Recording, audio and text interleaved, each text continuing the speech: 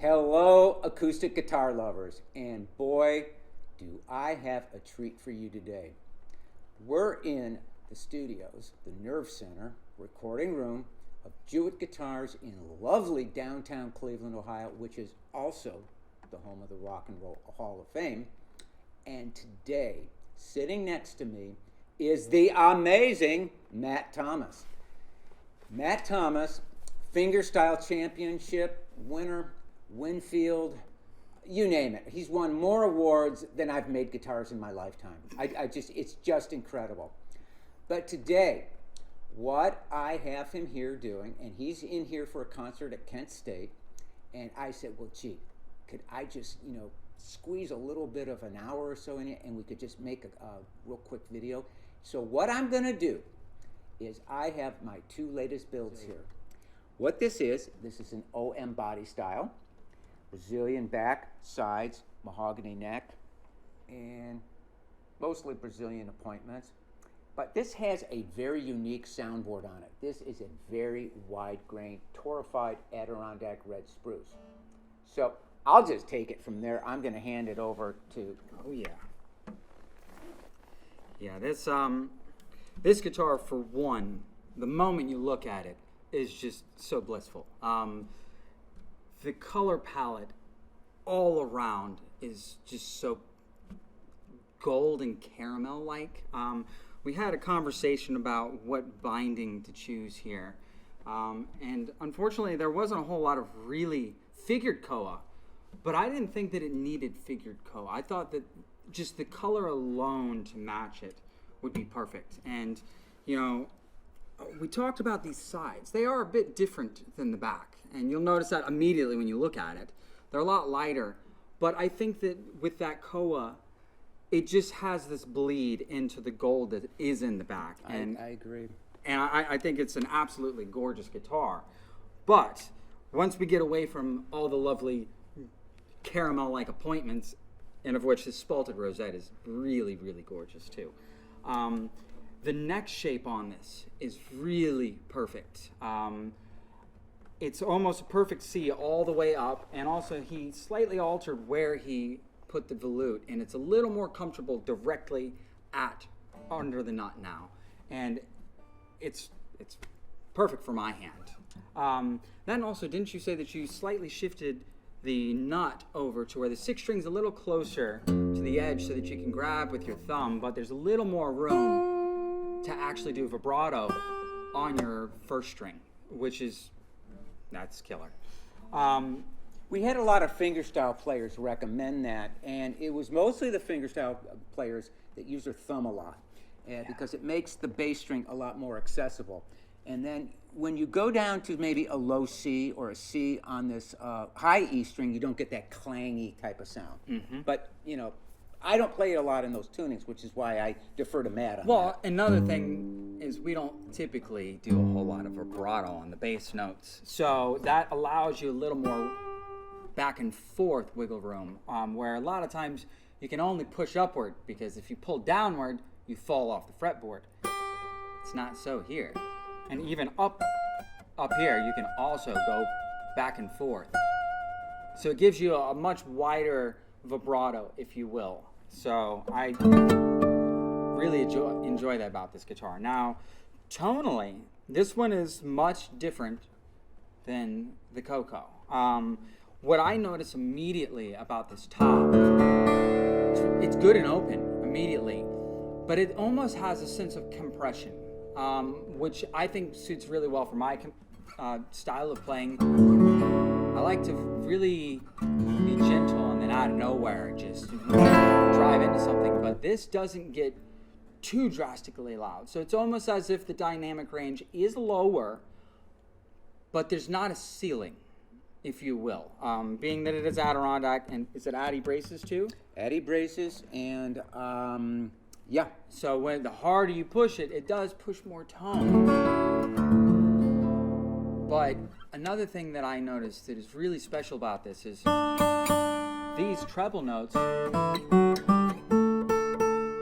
pretty thick and fat, which for fingerstyle I much prefer.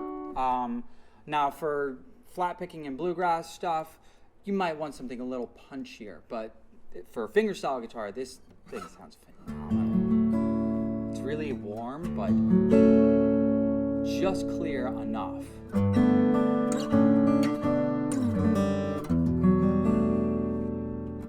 Yeah, very nice. This is a very, very beautiful guitar. Well, I'll tell you what, let's give this a little bit of a listen, but let's talk about the Cocobolo first. Yeah, before we get into the actual A-B playing. Now, this Coco is just, I mean, nearly brick red. I love how deep red Coco gets. But furthermore, I think that the tap tone on this Coco is just a little better than the brass. I think it's got almost 3 tones, where the brass typically has that marimba-like upper and then that super low bass. This almost has 3. I hear the low bass in there, you hear the real high, but there's a mid-range thing that happens with Coco that I like. It punches a little harder. Now, with that being said, this guitar is incredibly sensitive and punchy. When I was playing it, I had to yell at myself several times, back off, because it goes from not to roar. It's so fast. I mean, it'll almost push you out of your seat. So you do have to be careful because, I mean, it chucks. Which is really cool. I mean, it is punch forward. So this thing would be both a phenomenal flat picking lead instrument, because it'll cut through just about anything, but it also has unreal harmonics. You could probably listen to that. That's stupid. Those aren't really harmonics, are they? Yeah, they are. It's in the harmonic Oh, series, my. but not all guitars will allow for that to push forward. So this cedar is also one of the tightest grained I have ever seen. You'd need a microscope to look in between those grain lines. It has some very fine silking going through to it, which also means it's just perfectly cool. This is probably the best grade Western red cedar I've ever built with in my life. Yeah. I had to bump this up to almost a 6A because there's just no flaws on it. And it's just the nicest silk and the tightest grain. Beautiful color. And it's very, very responsive. So with this instrument, I'd almost recommend someone that's not heavy-handed, because that allows for much more of the bass and sensitivity to push forward. But this is a very special cedar guitar. It's not super strident, like sometimes cedar is very bright on the top end, and that's probably due to the Coco. And does this also have Addy braces? It also does. So that's probably responsible for the additional headroom, The secret weapon. because cedar typically, you hit it and it has a certain amount of volume and it doesn't push past that. This gets louder than you almost want it to. I was in Jewitt's kitchen last night playing, and it was just, the whole house was filled with this instrument. So it is a very loud guitar. I think it's almost twice as loud as the Brazilian. So, we are now ready to rock you with an A-B comparison between 2 types of rosewood. Brazilian rosewood, which is the standard, gold standard, you might say, for most fingerstyle guitar players. And we're going to compare it against some Cocobolo. So I'll let Matthew take it from here. He's going to start with the Brazilian, and then we'll give both of these guitars a really good listen.